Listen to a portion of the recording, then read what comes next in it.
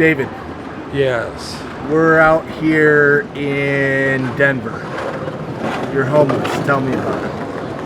I've been homeless for approximately 5 years now due to health conditions, and I'm drawing my Social Security, but it's not enough to pay for my rent and my medications right now, so I'm on the street until I can figure out how to find the resources necessary for help.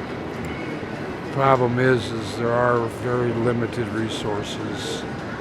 Problem is the money goes to other people than the homeless.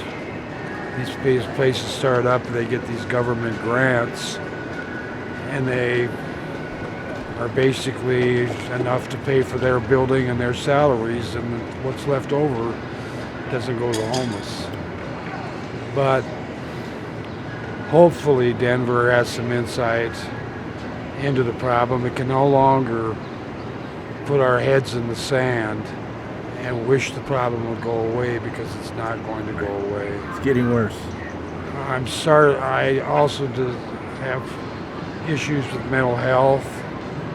I suffer from depression and anxiety, and that contributes to my homelessness too. But hopefully America will wake up. Yeah. Now, you said that you were just out of the hospital. I just was released from the hospital yesterday. I had an aortic abdominal aneurysm that they had to fix. Fortunately, they got it fixed, so it was an emergency deal. And But you're back out here. yes, I'm back out here because I have no other choice. Normally I try to sleep during the day because I can't find a place to sleep at night that's safe, so. But today I'm working all day. I used to do that too, because night is, dangerous. Right. And, sleep during the day, and when more people are around, at least I felt safe. I don't know if I was actually safer, but I felt safer. That's right. That's right. Now, how old are you? I'm 66. It's no way to spend your retirement years. It's not the golden years. No. It's not the golden years. Oh my gosh. So what's a day like? I wake up, or I'm out here on the street at usually around 6 o'clock in the morning. And I stay out here until the mall's closed. And then I just wander.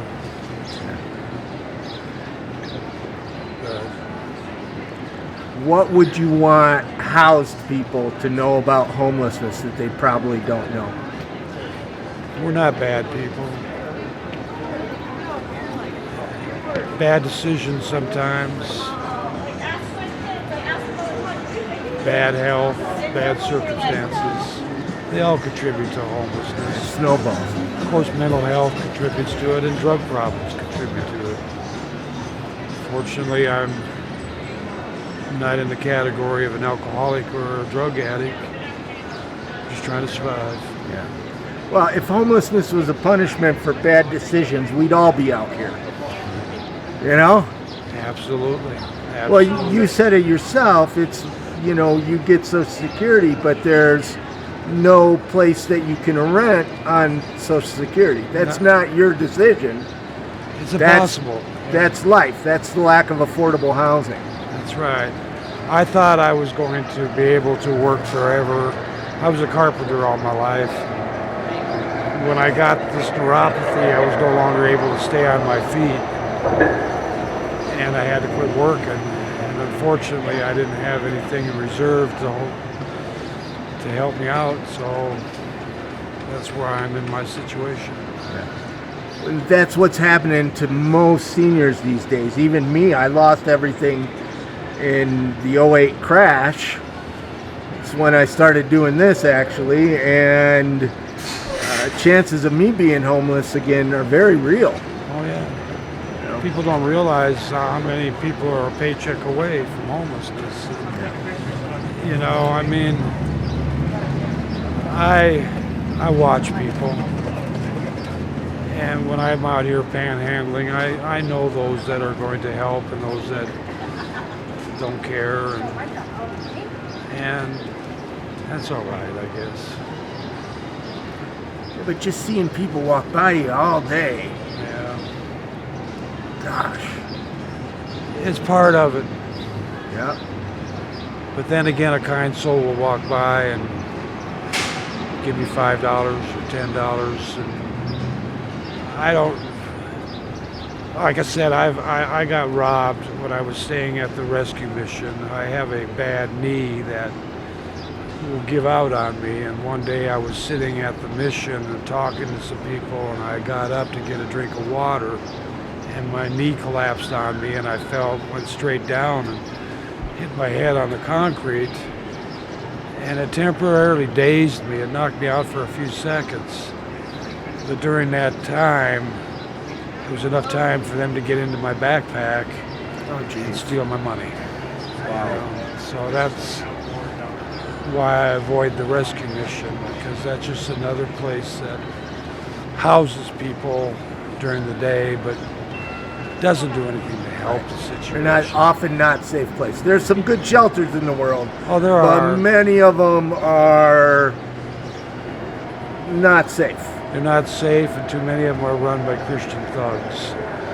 And I avoid the missions at all costs, because And then you have to sit through preaching and that and craziness, and there's just no help there. Yeah. So why hang there? You know, it's warehousing people. it's what it is. You know, and Denver spends a tremendous amount of money every day busing homeless people from the mission to a warehouse. They bus 350 to 400 people a day using a modern transit company called Aero Bus Lines. Is it like an emergency shelter? It's a warehouse with bunks in it, yeah. Yeah, emergency shelter. Right. But they use it every day year long. Wow. And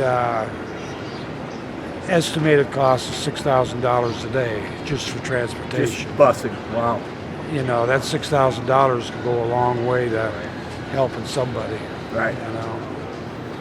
But it's a way that Denver has addressed the problem. Well, there's no housing. So what Denver and other cities need to do is emergency go all in getting housing, so somebody like you who has a social security check can get off the streets into some place. I could pay $400 a month rent. Right. You know, I paid into Social Security all my life, and it just doesn't seem that there's much return in there. But like I'm getting back to that busing people, that $6,000 a day would go a long way to building a building for the homeless that not only had housing but had computers, job search, job training, things to actually help people. And the problem is people here probably wouldn't want that. That's why they're busing people, I'm guessing, but they're to get them out of the city. It's people putting their heads in the sand and wishing the problem away. I haven't been to LA or New York in a long time, but I know the problem is compounded. Yeah, it's the same everywhere. Right. I mean, a little different, but it's a lack of affordable housing. Homelessness is growing everywhere. Exactly. And the problem has to be addressed. Yeah. The problem that I'm looking at is it won't be addressed, and there's going to be euthanization, and that's going to be the answer to get rid of the mentally ill and the homeless people. Yeah. That's what I believe. If you had 3 wishes, what would they be? 3 wishes: that I would have a home, that I would be able to go back to Tennessee to visit my granddaughters. Just peace of mind and stability. Great wishes. Well, thank you very much for talking to me. Thank you for the interview. I hope it does some good.